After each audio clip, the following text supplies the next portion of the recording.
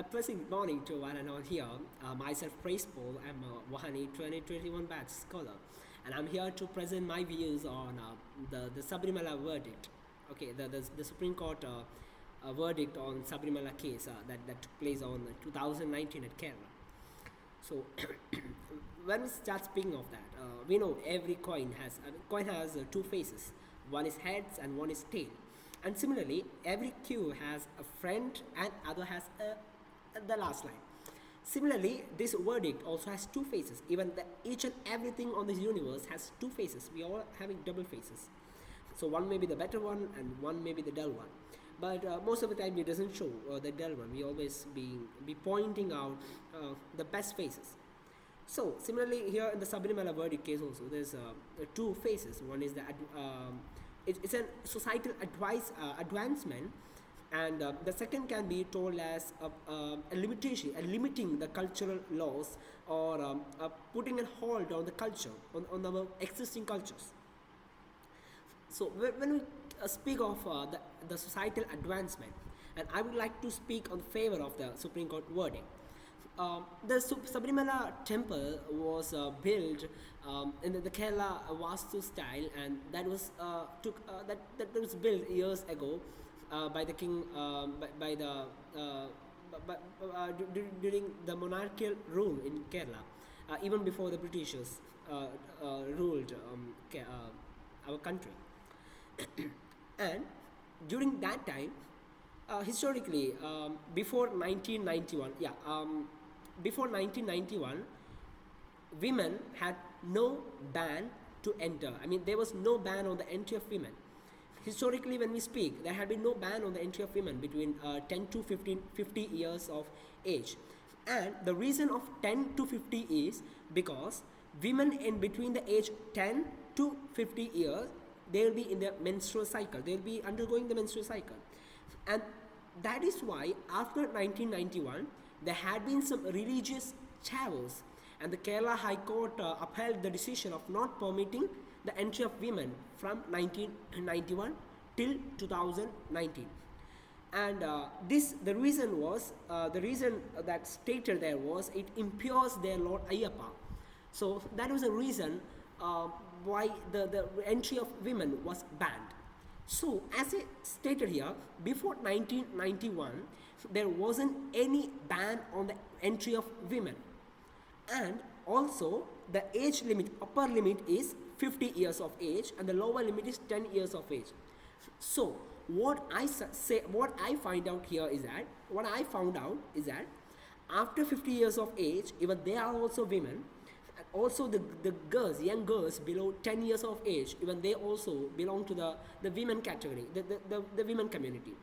So if they can enter the temple, and that doesn't defile or impures the cultures or anything, that why can't the women between the age 10 and 50 enter the temple? And when this temple was built, at that time there wasn't any ban on the entry. And socially, when we speak of the verdict of 1991, when we speak of the socially, this verdict was in favor of the vacuum customs and superstitions, and it was like just to protect the interest of a certain group of people, to protect their interests. And the verdict of 2019, the recent verdict of Supreme Court, that can be socially interpreted as a favor of revitalizing the Indian society, which is trapped so much in vicious circle of superstitions and vague customs. So the difference between the verdicts of 1991 and 2019 is very clear, that the 1991's verdict was to protect the interests of a certain group of people for their own profit, or for their certain reasons that cannot be explained at any cost, or that cannot be explained in any way. But the verdict of 2019, that tries to protect the interests of the public. And also, the ones Jonathan Sachs. I would like to quote one of the quotation of Jonathan Sachs. What Jonathan Sachs told is that true freedom requires the law of true law requires the rule of law and justice, and a judicial system in which the rights of some are not secured by the denial of rights to others. Yes, if we just listen it properly, a judicial system in which the rights of some are not secured by the denial of right to others. What happened from 1991 to 2019 is that the High Court, the Kerala High Court's verdict, it was a judicial verdict, and it really protected the interest of a group of people. How did they protect it? By denying the rights of another group of people. So, Jonathan Sachs told that a judicial verdict must not take in such a place.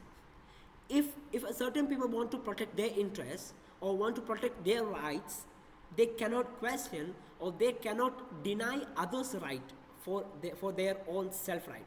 So the Supreme Court verdict on Sabrimala, I strongly support, and this is really a social advantage or a social advance for the society, because even in this modern era, it is really sad to know the traditional and the vacuum customized the superstitious minds of people, and especially in Kerala, being being so much forward in literature and so much educated people, uh, such a land having so much a narrow-minded people, it's really hard to believe. And the verdict, it's this the 2019 verdict, it targets the fundamental right of citizens enshrined in Article 25 to 28 of the Constitution. So it means that till 2019, the Article 25 to 28, the fundamental right of citizens, was not protected. That's very clear from the statement, because from 1991 to 2019, when we take the scenario, women were not allowed to enter the Sabrimala temple. It means they are denied the right to worship.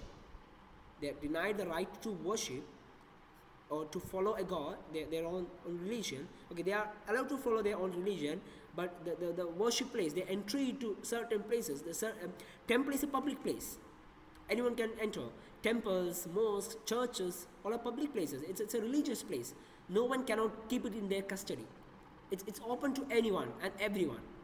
So, a certain group of people, especially women, the main and the pillar of the society, women are the pillar of the society, and they were being denied access or denied entry just because of their body mechanism or their body metabolism. A menstrual cycle will never make a woman impure, or a menstrual cycle or a menstruation period of a woman never impures another person. It is very personal health condition to a woman. So based on such physical things, something cannot be decided or something cannot be denied, and also the right of a person cannot be won by denying right of others. So that is what I would like to state my point regarding the verdict, the Supreme Court verdict on Sabrimala. In this contemporary world, it is a satirical step taken by the Supreme Court to promote the present notion of gender equality. The judiciary lies with an enormous responsibility of burgeoning women empowerment also, because when we speak about women empowerment, it's not just giving them opportunities in job areas. When we speak about women empowerment, or when we speak about equal rights must be given in each and every place. Equal participation in each and everything.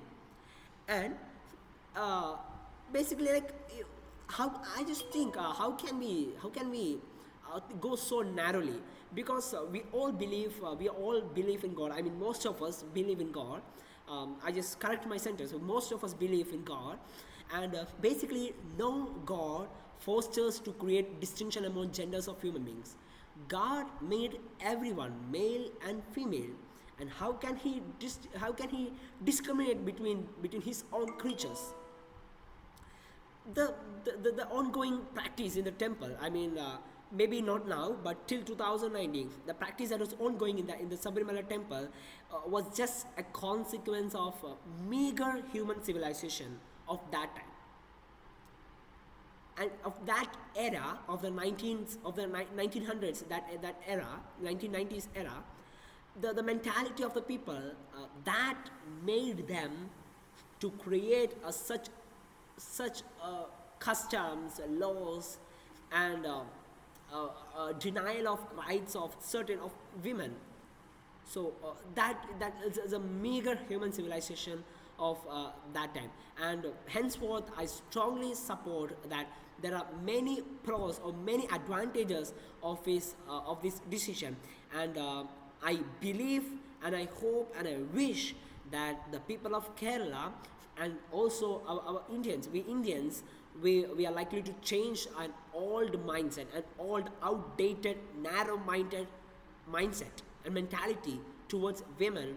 And also this doesn't mean that we must break our laws, we must break the customs set by our forefathers or ancestors.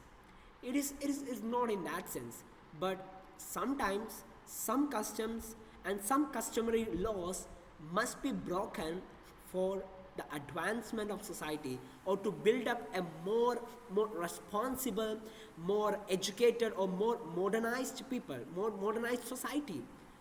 Some laws or some customs may have to be broken, and this will lead more into such such such things, and women being a disadvantaged section of the society, through this verdict, they have gained dignity and influence, because it have gained them dignity, because before they considered as impure, someone who impures, who defiles someone.